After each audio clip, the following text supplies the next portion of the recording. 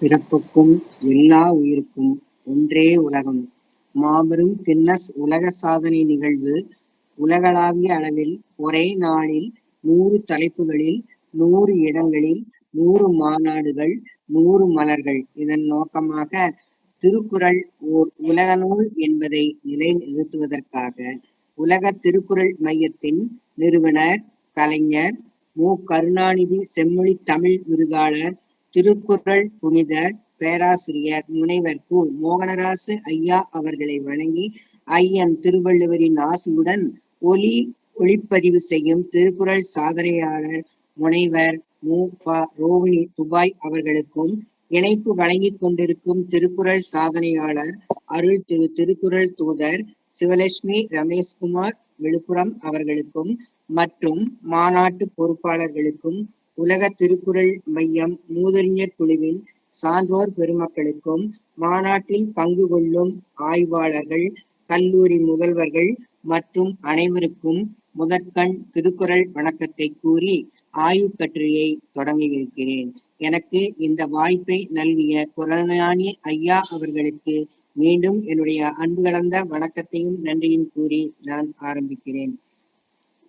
திருக்குறளில் மனித உறுப்புகள் பெறும் இடம்.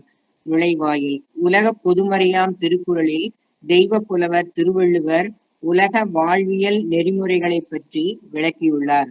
மக்களுக்கு தேவையான அறம், பொருள், காமம் என்னும் முப்பாலையும் தந்து, மனித உறுப்புகள் பெறும் இடங்களிலும் ஐம்புலன்கள் பற்றி எடுத்துக் கூறியும், அதன் உபயோகங்களை நல்ல முறையில் பயன்படுத்தி மெய்ஞ்ஞானம் அடைய வேண்டும் என்று விளக்கியுள்ளார் என்பதை அறியலாம்.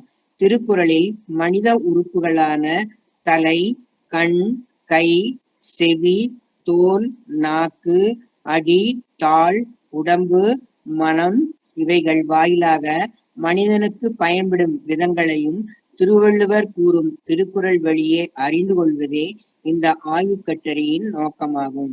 தலை நேரடியாக சில குறட்பாக்களிலும், முதன்மையானதாக சில குறட்பாக்களிலும் மொத்தம் 15 குறட்பாக்கள், கண் 64 குறட்பாக்களிலும், கை 18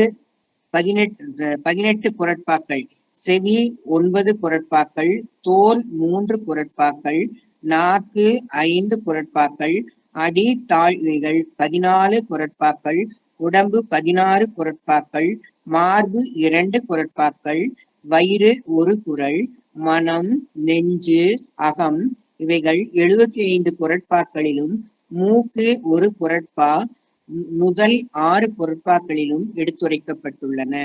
தலை. முதலாவதாக, உடலில் முதல் பகுதியில் இருப்பதால் தலை என பெயர் பெற்றது எனலாம்.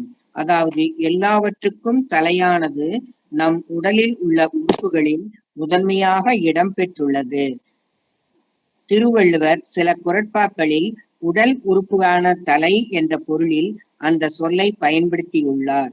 எல்லாவற்றுக்கும் தலையானது எனவும் அதே சொல்லை பயன்படுத்தியுள்ளார் எனலாம். தலை என்பது முக்கியமான ஒன்றாக இருப்பினும் சில குறட்பாக்களில் முதன்மையானதாக இடம்பெற்றுள்ளதை அறிய முடிகிறது.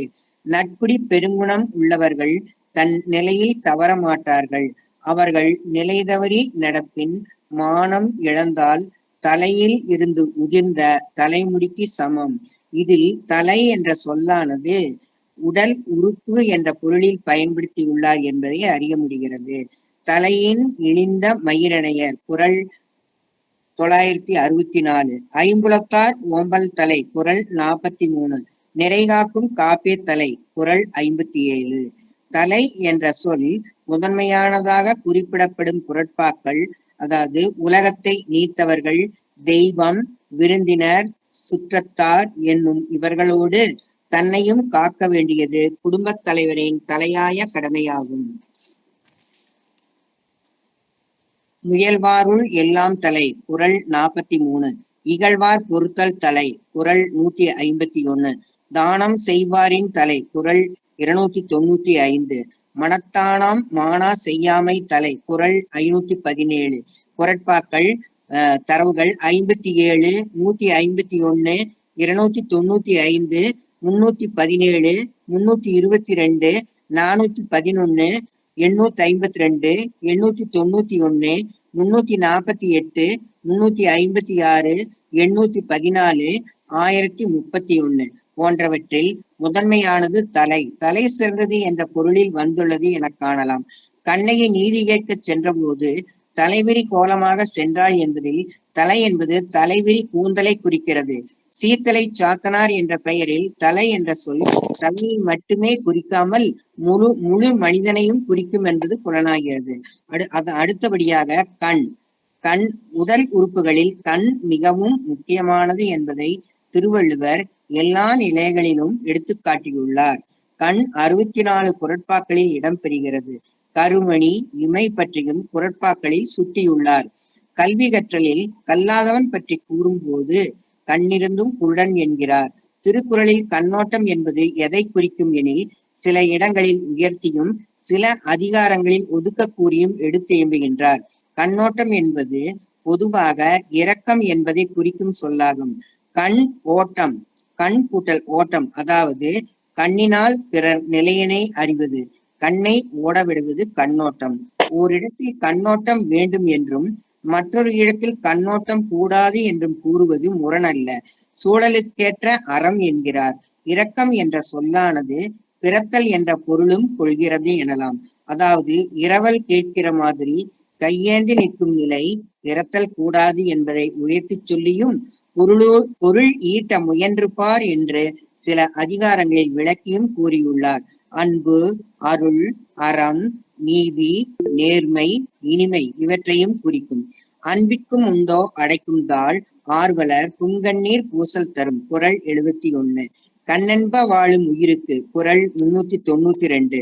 கற்றோர் கண்ணுடையவர். குறள் 393. சூழ்வார் கண். குறள் 445. கண்ணோட்டம் என்னும் களிப்பெருங்காரிகை. குறள் 571. கண்ணோட்டம் என்னும் அழகு இரக்கம் பற்றி கூறும் குறட்பாக்கள் 572, 573, 574, 575, 576, 577. தொழில் பற்றிய கண்ணோட்டம் கண்ணோட வல்லார். குறள் 578. பண்பினர் கண். குறள் 579, 581, 585, 705, 709, 710, 775. காமத்துப்பாலில் கண் தன்மை காதல் நோய் பற்றிய குறட்பாக்கள் பற்றி திருவள்ளுவர் விளக்கியுள்ளார். 1037, 1084, 1085, 1091, 1092, 1095, 1100, 1112, 1113, 1114, 1170, 1171, 1172, 1174, 1175, 1176, 1178, 1179, 1180. அழகு இழந்த கண்கள், அழுத கண்கள், குளிர்ச்சியான கண்கள், கண்ணில் கசப்பு நோய் வரும் வழி பார்த்த கண்கள், கண்ணீர் நிறைந்த கண்கள், கண்ணில் காம நோய், காணாத கண்கள் இவைகளுக்கான குறட்பாக்களை தந்துள்ளார். 1210, 1212, 1231, 1232, 1239, 1240, 1252, 1244, 1261, 1265, 1311, 1315, 1126, 1129. அடுத்தபடியாக கை. மனிதனுக்கு பல வகைகளில் கை கொடுக்கும் கை என்று திருவள்ளுவர் கூறுகிறார். திருக்குறளில் கை என்ற உறுப்பின் பொருளை செம்மைப்படுத்தும் வகையில் பொருத்தமாக கையாளுகிறார். சின்ன குழந்தையின் கரம், சினத்தால் அரைபவன் கை, வீரமுடன் போரிட்டவன் கை, உழைப்பாளியின் கை, ஆடை நிகழ்ந்தவனுக்கு ஓடி வந்து உதவும் கை என பலவாறு திருவள்ளுவர் கை பற்றி விளக்கி கூறியுள்ளார். சிறுகை அளாவிய கூழ். குறள் 64. பிறன் கைப்பொருள். குறள் 178. நிலத்தரைந்தான் கை பிழையாதற்று. குறள் 307. கொல்லான் புலாலை மறுத்தானை கைகூப்பி எல்லா உயிரும் தொழும். குறள் 260. உயிர்களை கொல்லாதவனும் புலால் உண்பதை மறுப்பவனும் எவனோ உயிர்கள் மாமிச உணவாகின்ற பொழுது, அதாவது அவனை எல்லா உயிர்களும் கைகூப்பி தொழும். இதில் ஆடு, கோழி போன்ற உயிர்கள் மாமிச உணவாகின்ற பொழுது அவைகளுக்கு கையே இல்லாத போது எவ்வாறு கைகூப்பி தொழும் என்பதை புலால் மறுப்பவர்கள் அது உயிர்கொலை என்பதால் கைகூப்பி மறுக்கிறார்கள் என்பது பொருந்தும் என்று திருவள்ளுவர் குறிப்பிடுகின்றார். அசைவின்மை கைப்பொருள் குறள் 38. வான் வேல் வில் தூக்கி, அதாவது வாள் வேல் வில் துப்பாக்கி போன்ற படைக்கருவிகளும் கையால் தான் இயக்க வேண்டியுள்ளது. கைவேல் களிற்று குறள் 774. கைத்துடையார் குறள் 593. உடுக்கை இழந்தவன் கை போல குறள் 788. நட்புக்கும் கை இலக்கணமாக அமைகிறது என்று திருவள்ளுவர் குறிப்பிடுகின்றார். தொழுத கையுள்ளும் குறள் 828. கை கொல்லும் வாழ்ந்த இடத்து குறள் 879. கையால் விழித்தற்றால் குறள் 899. கை மடங்கின் குறள் 1036. கை விதிரார் கயவர் குறள் 1077.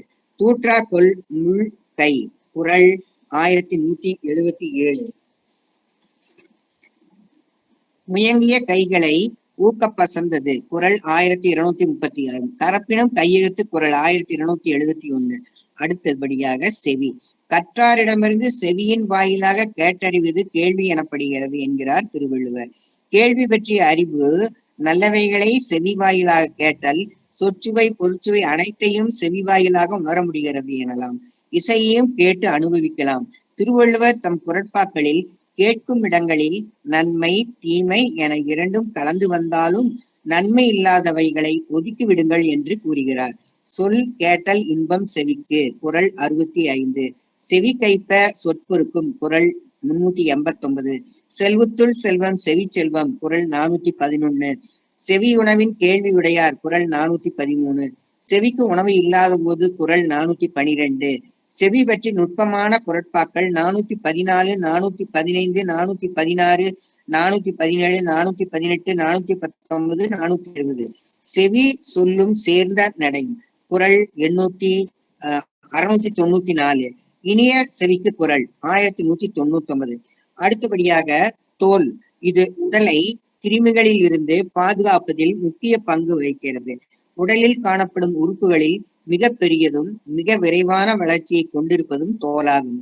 கூடா ஒழுக்கத்தையும் வரையறுத்து கூறுகிறார் திருவள்ளுவர். உடலுக்கு அழகு கொடுப்பதும் தோலாகும் என்று திருவள்ளுவர் கூறுகின்றார். காதல் மற்றும் திருமண விவகாரங்களில் தோலின் அழகு முக்கியத்துவம் வாய்ந்ததாக உள்ளது. என்புதோல் போர்த்த உடம்பு குறள் 60. புலியின் தோல் போர்த்தது குறள் 273. தொல்வரவும் தோலும் குறள் 1043. அடுத்தபடியாக நாக்கு. உடலில் உள்ள உறுப்புகளில் முக்கியமானது நாக்கும் ஒன்றாகும். எல்லா புலன்களையும் கட்டுப்பாட்டுக்குள் கொண்டு வர வேண்டும். நாவை முக்கியமாக குறிப்பிடுகின்றார். நாவினால் சுவை அறிய முடிகிறது. நல்லவற்றை பேசுதல் வேண்டும். தீயவற்றை பேசுதல், பொய் பேசுதல், புறம் பேசுதல், பயனில சொல்லுதல் போன்றவைகளால் துன்பம் வரும் என்று திருவள்ளுவர் திருக்குறளில் கையாண்டுள்ளார். நாவினால் சொல்வன்மை மிகும். நாச்சற்று விக்குள் குறள் 336. நாணலம் என்னும் நயனுடைமை குறள் 641. யாகாவாராயினும் நாகாக்க குறள் 127. நாவினால் சுட்டவடு குறள் 129.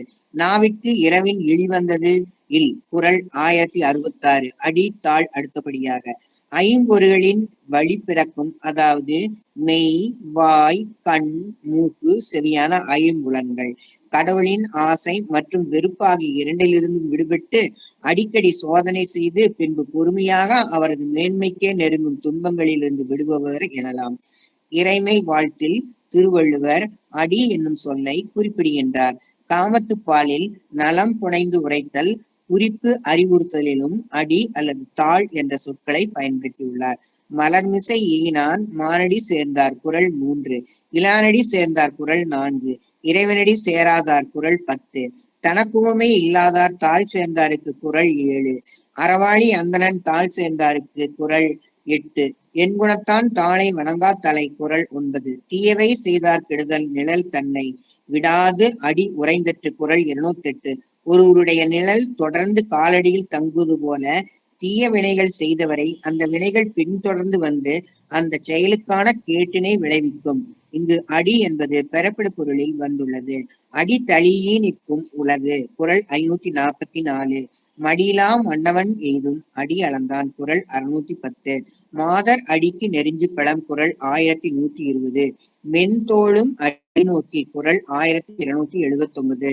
தாளை வணங்கா தலை குறள் 9. தாழ் உளால் தாமரையினால் குறள் 617. அடுகுக்கை ஆயினும் தாழ் தந்தது குறள் 1085. அடுத்தபடியாக புருவம். புருவங்கள் முகத்தின் மேல் தோற்றத்தின் முக்கிய அடையாளங்களாக அமைகின்றன. பருவநிலை மாற்றம் ஏற்படும் பொழுது நம்முடைய உணர்வுகளை வெளிப்படுத்துகிறது எனலாம். கொடிய புருவமானது வளையாமல் நேராக நின்று கண்ணை மறைக்கும். ஆனால் என்னை நடுங்க வைக்கும் இவனது பார்வை காதல் துன்பத்தை செய்யாமல் இருந்திருக்கும். கொடும் புருவம் கோடா மறைப்பின் நடுங்களோர் செய்யல் மண் இவள் கண் குறள் 1086. மூக்கு. அடுத்தபடியாக புறங்குன்றி கண்டனையரேனும் அகம் குன்றி மூக்கின் கரியர் உடைத்து குறள் 277. குன்றிமணி செம்மையாக காணப்படுவதாக தோன்றினாலும் உள்ளத்தில் இருந்து இருப்பவரும் உலகில் உண்டு என்கிறார் திருவள்ளுவர். ஒருமையில் ஆமை போல் ஐந்தடக்கலாற்றில் எழுமையும் ஏமா பிடித்து குறள் 126. இது பெறப்படுபொருளில் வந்துள்ளது.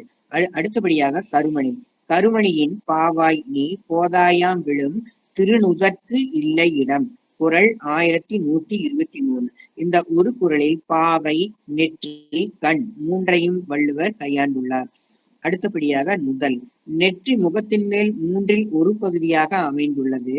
நானுடை மையில் நாணத்தையும் காதல் பற்றி நெற்றியிலும் உறுப்பு நலன் அழிதல் ஊடல் வகை இவைகளில் நுதல் பற்றி திருவள்ளுவர் விளக்கியுள்ளார். திருநுதல் குறள் 1011. ஒண்ணுதற்கோ ஓ உடைந்ததே குறள் 1088. திருநுதற்கு இல்லை இடம் குறள் 1123. பைந்தொடி பேதை நுதல் குறள் 1238. ஒன்னுதல் செய்தது கண்டு குறள் 1240. ஊடிப் பெருகுவம் கொல்லோ நுதல் குறள் 1328. அடுத்தபடியாக உடம்பை பற்றி கூறுகிறார். உயிரினங்களில் முழு உருவம் உடல் என்று அழைக்கப்படுகிறது. தமிழ் மெய்யெழுத்துக்கள் உடல் மெய் என்றும் அழைக்கப்படுகிறது. மனிதனின் உடலில் ஒவ்வொரு உறுப்பும் தனக்கான தனிப்பட்ட தொழில்களை செய்கிறது. என்பதோல் போர்த்த உடம்பு குறள் 80. உயிர் உடம்பின் நீக்கியர் என்ப குறள் 330. உடம்பினுள் துச்சில் இருந்த உயிருக்கு குறள் 340. உற்றாருக்கு உடம்பும் மிகை குறள் 345. இலக்கம் உடம்பு இடும்பைக்கு குறள் 627. மருந்தன வேண்டாம் யாக்கைக்கு குறள் 948. 942. உடம்பு பெற்றால் நெடிதுய்க்கும் குறள் 943. உடம்பை முக்கியமாக கொண்டுள்ள குறட்பாக்கள் 1029, 1122, 1132, 1163, 890, 65, 253, 239. அடுத்தபடியாக பொறி. எண் குணத்தை உடையவனின் திருவடிகளை வணங்காத தலையானது கேட்காத செவி, பார்க்காத கண், நுகராத மூக்கு, பேசாத வாய், உணராத மெய் முதலியன போன்று பயனற்றதாகும் என்று திருவள்ளுவர் சுட்டுகின்றார். பொறிவாயில் ஐந்தவித்தான் குறள் 6. கோலில் பொறியின் குணமிலவே குறள் 9. பொறியின்மை யாருக்கும் பழியென்று குறள் 618. அடுத்தபடியாக மார்பு. புணர்ச்சி விதும்பல், புலவின் நுணுக்கம் போன்ற அதிகாரங்களில் மகிழ்ச்சி, வருத்தம் முக்கியத்துவம் வாய்ந்ததாக இருக்கிறது என திருவள்ளுவர் சுட்டுகின்றார். இனித்தக்க இன்னா செய்யினும் கலித்தார்க்கு கல்லற்றே கள்வன் என் மார்பு குறள் 1288.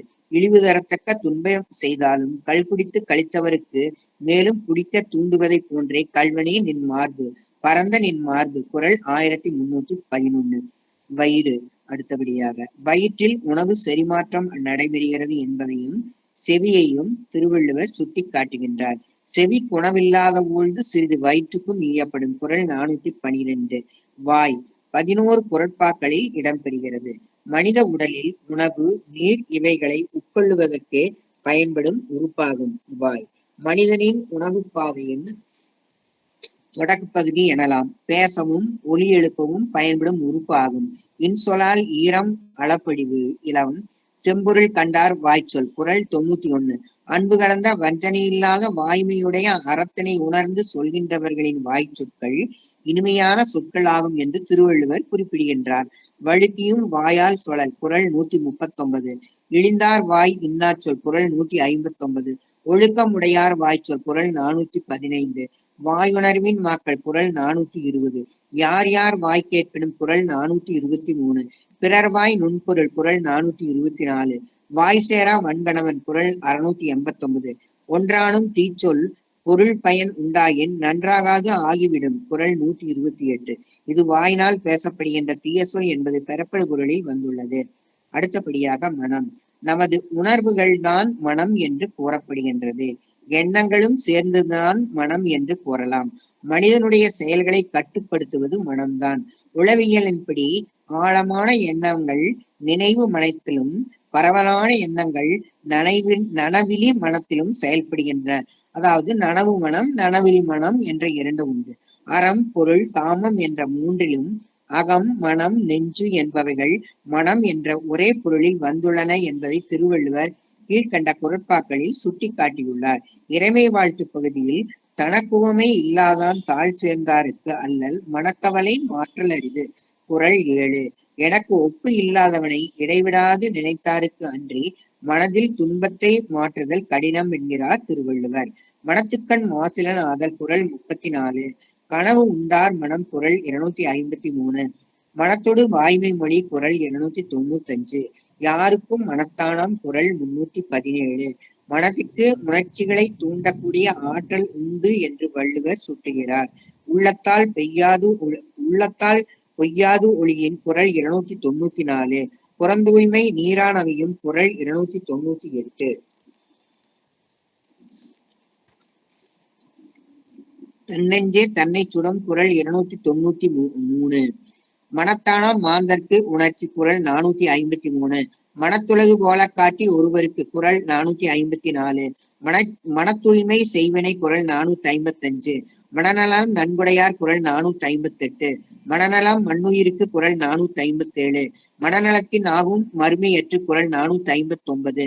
மனத்திற்பம் மற்றைய எல்லாம் பெற குறள் 661. மனதிற்கு மனம் எண்ணங்கள் செயல்கள் வேறுபடும் என்பதை மனம் போல வேறுபடும் குறள் 822 என்று குறிப்பிடுகின்றார் திருவள்ளுவர். மனநல ஆகுதல் மாந்தர்க்கரிது குறள் 823. மனத்தின் அமையாத வரை எனத் தோன்றும் குறள் 825. மனமானா உட்பகை குறள் 825. மனதில் உட்கையும் உண்டாகும் என்பதை இதன் மூலம் விளக்குகிறார் திருவள்ளுவர். உட்பகை உண்டாகிறது என்று. வரைவின் மகளரை இருமண பெண்டிர் என்கிறார் திருவள்ளுவர். குறள் 920. குறட்பாக்கள் 153, 169, 243, 910. நல்ல மனம் என்பது 72, 243. தீய மனம் 282, 824 என்று சுட்டிக்காட்டுகின்றார். அகத்துறுப்பு அன்பில் அவருக்கு குறள் 79. அகநோக்கி உற்றது குறள் 708. அகன நட்பது குறள் 786. தலைவனை பிரிந்த தலைவி தன் நெஞ்சிடம் கோரும் குறட்பாக்களை காமத்து பாலில் திருவள்ளுவர் கையாண்டுள்ளார்.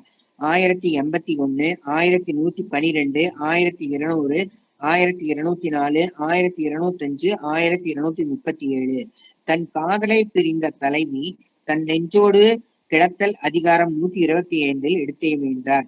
தன் நெஞ்சோடு புலம்புவதாக கூறுகின்றார். குறட்பாக்கள் 1250, 1260, 1264, 1284, 1291, 1292, 1293, 1294, 1295, 1296, 1297, 1298, 1299, 1300, 1310, 1324.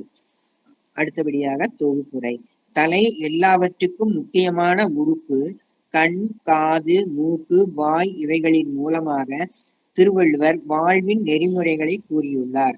தலையின் இழிந்த மயிரினையர் மாந்தர் நிலையின் இழிந்த கடை என்ற குறட்பாவில் மனிதனின் உயர்வினை கூறியுள்ளார். ஐம்புலத்தால் ஓம்பல் தலை என்ற சிறப்பு பொருளையும் கையாண்டுள்ளார். கண் பார்ப்பதற்கு மட்டுமல்ல, அன்புடைமை, கண்ணோட்டம் அல்லது இரக்கம், கல்வி, உலகியல் நெறிமுறைகள் ஆகியவைகள் கையாளப்பட்டுள்ளன என்பதை காண முடிகின்றது. காமத்துப்பாலில் கண்ணின் செயல்கள் பற்றி எடுத்துரைத்துள்ளார். கையை மையமாக கொண்டு அறக்கருத்துக்கள், நட்பு, படைமாட்சி, கொடை போன்றவைகள் பற்றி விளக்கியுள்ளார். நுட்பமான பொருளை கேட்டல், கேள்வி செல்வம் உடையவர் வானுலகு மாந்தருக்கு இணையாக உயர்த்தி பேசுகின்றனர். கேள்வியற்றவரை பூமிக்கு பாரம் என கடுமையாக இகழ்ந்து உரைக்கின்றார். உடல் முழுவதும் தோலால் மூடி பாதுகாக்கப்படுகிறது என்கிறார். நாக்கு சுவையை உணர்வையும் பேசினால் வரும் இன்பத் துன்பங்களையும் எடுத்துரைக்கின்றார். அடி தாள் போன்றவை மலரின் மேல் நடந்தவனது மாட்சிமைப்பட்ட திருவடிகளைச் சேர்ந்தவரே நிலத்தில் நெடுங்காலம் வாழ்வர் எனக் கூறுகின்றார். உயிரினங்கள் பாதுகாப்பு உடம்பு ஆகும். உடம்பார் அழியில் உயிரார் அழிவர் என்ற திருமூலரின் கூற்றை விட உயர்வான உடம்பை என்பதோர் போர்த்த உடம்பு என்கிறார் திருவள்ளுவர். மனம் உளவியலின் அடிப்படையில் மனத்தின் செயல்பாடுகளை தெளிவாக உணர்வுகளின் இருப்பிடம் என்கிறார். மேலே கூறப்பட்டுள்ள உடல் உறுப்புகளை வாழ்வியலோடு ஒப்பிட்டு அதன் நெறிமுறைகளை குறிப்பிடுகின்றார். திருக்குறள் எல்லோராலும் கொண்டாடப்படுவதற்கு காரணம் மத இன ரீதியான வேறுபாட்டை தாண்டி பொதுமறையாக திகழ்வதே ஆகும். சாதி மத இன மொழி நிறம் முதலியவை எந்த இடத்திலும் திருக்குறளில் திருவள்ளுவர் குறிப்பிடப்படவில்லை. ஆகவே திருக்குறள் ஓர் உலக நூல் என்பதை இக்கட்டுரையின் மூலம் அறிய முடிகிறது. புதிய ஆய்வு முடிவுகள். தலைப்பகுதியில் உள்ள மூளை தலைப்பகுதியில் உள்ள மூளை பாதுகாப்பாக மண்டை ஓட்டுக்குள் வைக்கப்பட்டிருப்பதால் கட்டளையிடும் வேலையை அதிவிரைவாக செய்கின்றது எனலாம். கையிலும் உடம்பிலும் வரும் வியர்வை துளிகள் தோலின் மூலம் வெளியேற்றப்படுகின்றன. பாலோடு தேன் கலந்தற்றை பனிமொழி வாழையேறி ஊறிய நீர் 1121. பணிவான கொஞ்சமொழி பேசுகின்ற இவனது வாயிலிருந்து ஊறிய நீர் பாலோடு தேன் கலந்தது போன்ற சுவை உள்ளது. செரிமானத்துக்கு வாயில் ஊறிய நீர் பயன்படுகிறது. உணவு வாயில் போட்டவுடன் உமிழ்நீர் கலந்து பின் இறைப்பையில் சென்று செரிமானம் அடைகிறது என்பதை திருவள்ளுவர் அண்டை சீரண மண்டலத்தை பற்றி அறிவியல் ரீதியாக உணர்த்தியுள்ளார். கண் பொருளை பார்த்தவுடன் அப்பொழுதே மூளை கற்றையிட உடனே பொருள் நமக்கு தெரிகிறது என்பதை அறிவியல் ரீதியாக திருக்குறளில் எடுத்து கூறியுள்ளார். திருவள்ளுவர் நெற்றி மற்றும் மேல் கண்ணோட்ட சந்திப்பில் உருவம் மேலோட்டமான சுற்றுப்பாதை விளிம்பிற்கு மேலே வளைந்த முடியில் குறுக்கு உயரமாக தொழில்நுட்ப ரீதியாக புருவம் உச்சந்தலையின் ஒரு பகுதியாக கருதப்படுகிறது. வேர்வை துளிகள் கண்ணுக்கு கீழ் நோக்கி ஓடாமல் இருக்க ஈரப்பதமுள்ளதாக இருப்பதால் திரவ ஓட்டம் கண்ணிலிருந்து விலகி இதை மக்கும் மற்றும் பக்கவாட்டில் நிரப்பி விடுகிறது எனலாம். ஆகவே ஆரோக்கியத்துக்கு அடிப்படை சுவாச காற்று மூக்குத்துளையின் வழியே காற்று உள்ளே இழுக்கப்பட்டு நுரையீரலை அடைந்து சுவாசம் நடைபெறுகிறது எனலாம். தன்னுடைய இன்ப துன்பங்களை மனதின் வழியே அறிய முடிகிறது என்பதை உளவியல் அடிப்படையில் திருவள்ளுவர் வரையறுத்து கூறியுள்ளார். திருவள்ளுவர் உடல் உறுப்புகள் மூலம் வாழ்வியல் கருத்துக்களை எந்தவித ஜாதி மத இனம் மொழி என்றில்லாமல் பிறப்புக்கும் எல்லா உயிருக்கும் என்ற அடிப்படையில் பகிர்ந்துள்ளதால் திருக்குறள் ஓர் உலக நூல் என்பதை உறுதியாக சொல்லலாம் என்பதை இந்த கட்டுரையின் மூலம் தெளிவுபடுத்துகிறேன். நன்றி ஐயா. எனக்கு இந்த வாய்ப்பளித்தமைக்காக அன்பு கலந்த நெஞ்சார்ந்த குலநாணி ஐயாவுக்கும் நன்றும் அனைவருக்கும் நன்றியை தெரிவித்துக் கொள்கிறேன். நன்றி, வணக்கம் ஐயா.